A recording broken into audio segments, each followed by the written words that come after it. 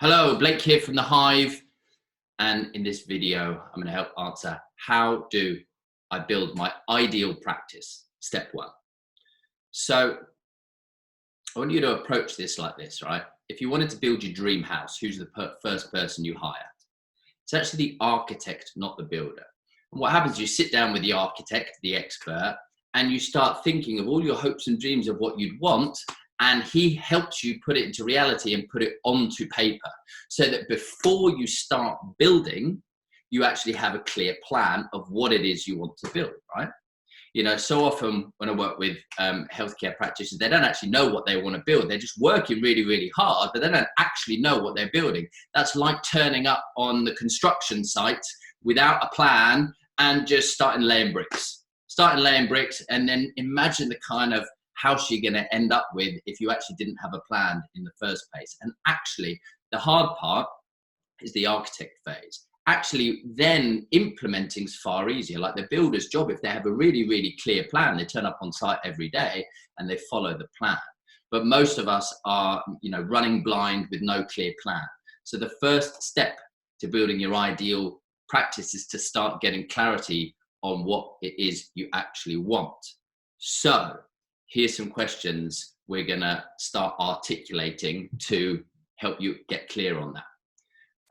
And look, all I'll say is the first time you do this, it's probably going to be a bit messy, and that's okay. First time you do this, you're actually going to realize you don't know some of these numbers. And again, that's okay, because as with anything, this is just a skill. So as you do this more and more often, you're just going to get better and better at it. So I want you to imagine this. This is the way I position it with people. Next Christmas, if Santa could give you your ideal practice, what would you want? And the thing is, I'm going to be Santa's elf, Santa's little helper. So he sent me and he's asked me to come to you and ask you the question, what do you want for your ideal practice? Whatever you want, Santa's going to give you at Christmas. But, we've got a long list of people we want to help. So you've got to ask me now for what you want at Christmas. So you've got to tell me now, not 1st of December. You've got to tell me now what you want for Christmas in advance, because it's going to take us some months to get it ready and deliver it for you.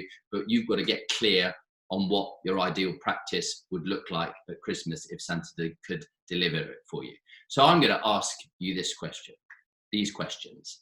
So for Christmas,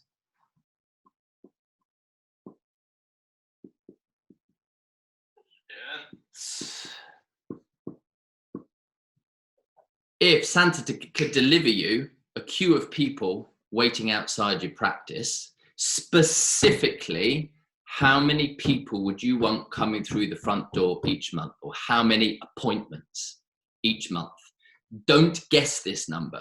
You have to look and go, okay, well, if it's me by myself and I'm working, say, 5 days a week and I'm seeing 12 patients a day, depending on what your industry is and whether you do hour sessions, half-hour sessions, doesn't matter. But for you, you've got to get clear on, okay, well, look, if I really, really want 12 patients a day, 5 days a week, that's 60 patients. So actually, I want 60 patients a month if it's just you by yourself, for example. Now, maybe if you've got a team, you've got a couple more people, you go, well, okay, there's me, I'm doing 3 days a week. There's somebody else doing 3 days a week. There's somebody else doing 5 days a week. Well, how many patients would I need per month, or appointments per month, to actually maximize that? So work out that number and keep it realistic. Don't go, right, I want hundreds, and this person's going to see 1,000, and this, but no, it's got to be real. It's got to be real. So you've got to use your brain and just go, how many patients a month would comfortably fill my business, right? Next, we're going to ask this.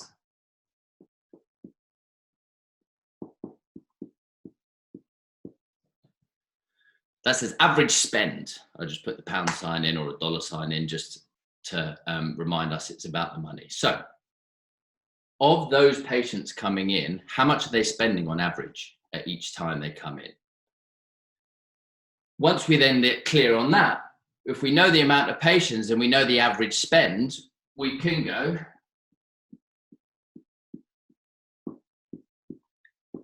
that'll actually give us the turnover per month. So, 10 patients at £10 gives us £100 turnover, you know? So we've got to start putting clear numbers to our vision.